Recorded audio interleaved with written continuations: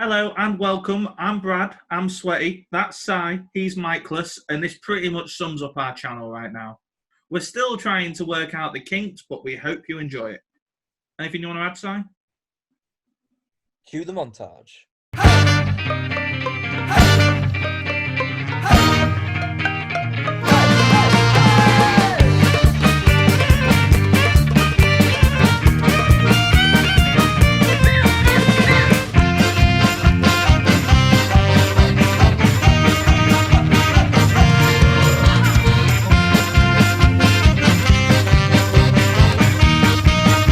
Yes!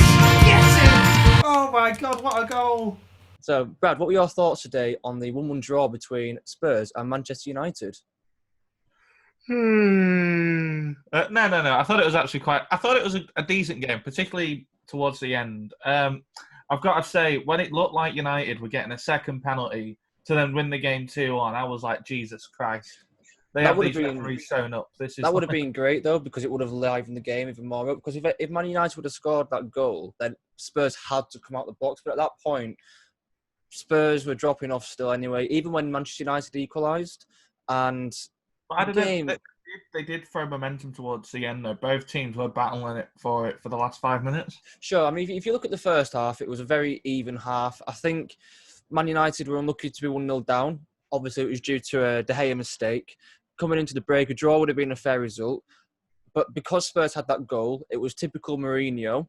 The sat back, bit of the park the bus kind of thing, old style Mourinho. And they were just very difficult to break down. Definitely. Although, because of that, obviously, Man United had created some more chances. So on the whole, I personally think a draw was the fair result, maybe. Depending on how you look at it from a football perspective, because Man United were the more attacking team in the second half, you could arguably say that Man United could have won the game or should have deserved to have won the game because of that. But it's just the way that Mourinho sets up his team. What do you think? Well, I don't know. I think in general, we as fans, we just always assume attacking is better. So if a team attacks more, we just kind of view them as being the better team that game. Exactly. That's what I mean. Really, you could argue, though, Spurs were the better side in which they did what they set out to do for most of the game. It was just a penalty, and it kind of done one. And it wasn't even that bad. It was just, it is what it is. I get why it was given, but it's not like, it was like a proper foul or tackle or anything. So was it a penalty or was it not a penalty, the first one? I'd say it was a penalty, but it was a light penalty. It was as light as you could get for a penalty. Yeah, it was a bit of a push. It was a mistake, and he gave the referee the option to give the penalty, which he did. It was typical Dyer. He's given away a few penalties this year and a few silly tackles. So still better than David Luiz, but exactly. He's not quite as bad as David Luiz, but because he's younger, he's got the potential to reach David Luiz's level.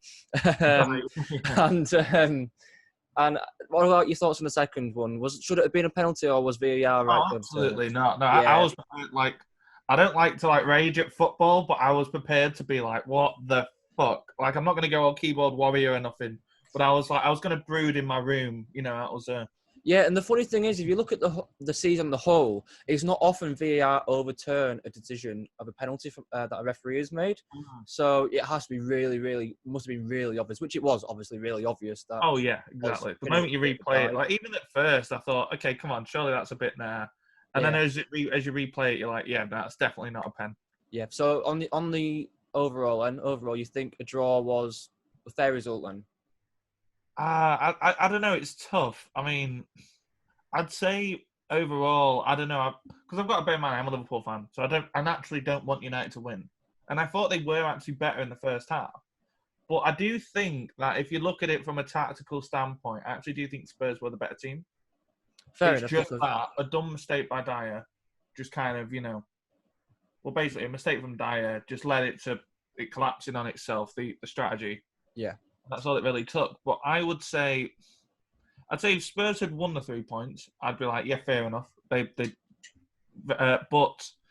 I'd say a draw, I guess, is ultimately fair, but I would lean towards, I'd say it's like 55-45 to Spurs. 55-45. Okay, interesting. So you really have got it quite close then. I would say that a draw was a fair result. Like you said before, Spurs set out to defend. They did that for the most part quite well until the Dyer mistake. Again, De Gea made the mistake at the other end for Spurs' goal. it was typical Mourinho performance. Lloris made some I think a class draw saves was a as fair well. result. I think Man United had a couple of more chances in the second half, of course, but Spurs set out the way they wanted to play, which it did. Draw, fair result. It would have been unfair for either team to have won that. So, final question for you, Brad, here. That now puts Man United in 5th place. They do have, obviously, a game in hand over some of the teams below them. But they are currently in 5th place, and Spurs are now 4 points behind United still. So nothing changes there. Right. Do Tottenham make top 4? I actually haven't looked at the table, today. I'll have a look. Okay, so Spurs are in 8th. So like you said, actually Sheffield and Wolves have game in hands. Exactly. So do all the top 3. What top 4? Well, I'll say top 4. Say no. I'm going to say no, they don't do it. Or top 5, should I say, because technically Man City can be banned, aren't they? So, do they make top 5? Top 5. 4 points behind United. Okay, it's impossible to write out. Anything can happen. But if you had to press me right now, I'd say no. I'm going to press you every time we do something like this for the same team every week to see if your opinion changes. Okay. Will Norwich make top 4? I was just string a couple of results together. I think they might do. Also, that shouldn't be the last question because you forgot a very important question. Oh, have I? Man of the match. Exactly. Yeah. Who's your man of the match? Just cut it and touch the other way around. So, Brad. I'm going to have to go with Sissoko. I thought he was class today. He made key tackles. He was great on the ball. And he's my man of the match. Interesting. I mean, Sissoko, like you said, he did put his body about. He didn't really have many touches of the ball. It was, especially going to second half, I believe he was in the relegation zone in terms of the 22 players on the pitch for least touches. So, but there was that but they were set out to defend, so I get where you're going with it, and I understand why you're giving them another match performance there. I'd personally go with Bruno Fernandes. I think he really ran the midfield for Man United today. I think without Bruno Fernandes, Man United probably would have lost the game. I think Bruno Fernandes... I don't know. Are you not just giving it to him because he scored a penalty? No, definitely not. No. On the whole, Bruno Fernandes, in my opinion, was the best player on the pitch today. Every time he was on the ball, it looked quite threatening. He looked sharp. He looked like the same player he was when they first signed him in January. And to be honest, at this rate, it wouldn't surprise me if he actually gets into the Premier League team of the season, even though he only joined in January, just because I think he's had such an impact on Man United. I think, you know what, you could see that happening only because of the 3-month gap, people's memories are going to be skewed. So, when they do the team of the year. And so by the time this finishes, it'll be like July, and that'll be 6 months from when they signed him. Mm-hmm. So I think people's memories of the season as a whole are going to be very different. Well, that's what we're here for. We're here to correct that. Thank you. Yeah.